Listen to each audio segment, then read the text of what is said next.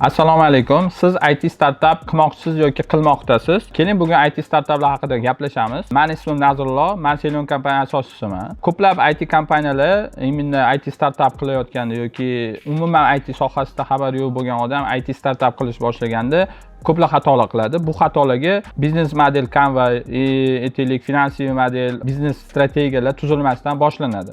Bunday holatlarda 90% kompaniyalar именно o'sha startupini успешный запустить qilmasdan turib, loyiha neuspешный bo'ladi. Chunki bu qanaqa deyiladi, hamma uchun o'zining produksiyasi zo'r bo'ladi.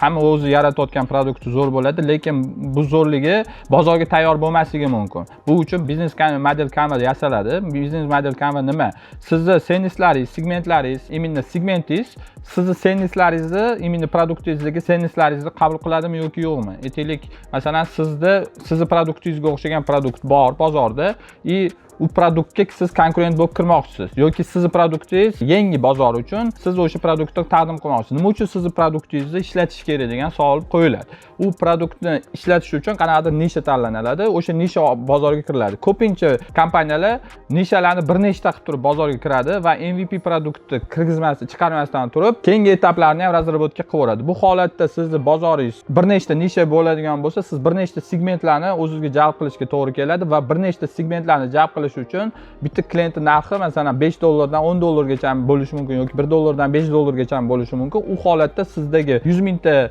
klientni jalb qilish uchun ketayotgan budjetingiz огромный bo'lib ketadi. Siz uni 5 ta segmentga bo'ladigan bo'lsangiz, undan ham ko'p pul bo'ladi. Undan ko'ra proyektni MVP holatida запустить qilgan yaxshiroq.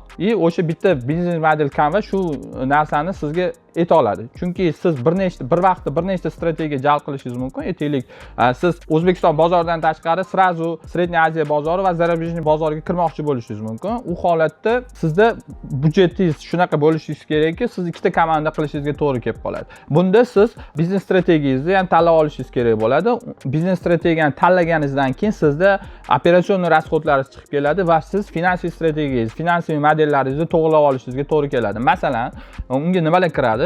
Agarda siz startup loyihangizni boshladingiz, finansiy modelingizni tuzdingiz, aytaylik operatsion rasxod razraботчиклар uchun $50 ming ketayotgan bo'lsa, o'sha komandangiz uchun, undan tashqari boshqa sotrudniklaringiz ham bor deylik. Siz har oy примерно 80 ming, 100 ming atrofida rasxod qilishingiz mumkin. Yoki 50 ming, 60 ming atrofida, balkim 20 ming, 30 ming atrofida qilishingiz mumkin. Agarda o'sha rasxodlar har oy qilib borib turib 1,5 yil, 2 yil davomida rentabelniy bo'lmasligi mumkin. Siz 1 yil davomida 100 mingdan rasxod qilsangiz $1 million yoki $500 ming rasxod qilib qo'yasiz. Siz uni rentabelnisini ko'ra olmaysiz, foydaga chiqishini kuta olmaysiz. Bu proyekt loyiha ko'pincha holatda to'xtatiladi. Sizda agar shunaqa loyihalar успешный bo'lgan bo'lsa, bunda siz omadlisiz yoki bozor qatlami o'zi aslida tayyor bo'lgan bo'ladi. Bunaqa loyihalar 10% успешный bo'ladi, aksariyat loyihalar 90% успешный bo'ladi, chunki siz berayotgan nisha o'zi bozorga tayyor bo'lmasligi mumkin, bozor bu narsa ehtiyoj bo'lmasligi mumkin.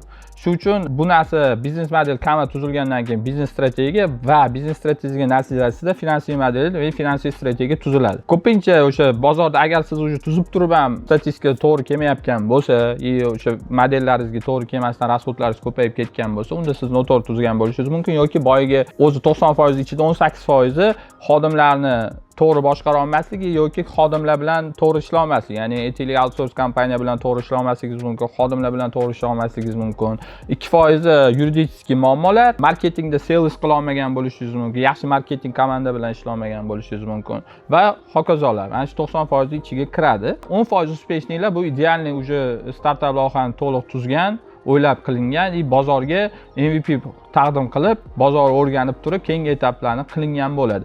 Agarda sizga ham biznes model, finansiy strategiya va biznes strategiyalarni o'rgatish kerak bo'lsa va shuni sizning loyihangizda ishlab chiqish kerak bo'lsa, unda bizga murojaat qilsangiz bo'ladi. Bepul konsultatsiya uchun pastda havola qoldiramiz, ro'yxatdan o'tsangiz bo'ladi.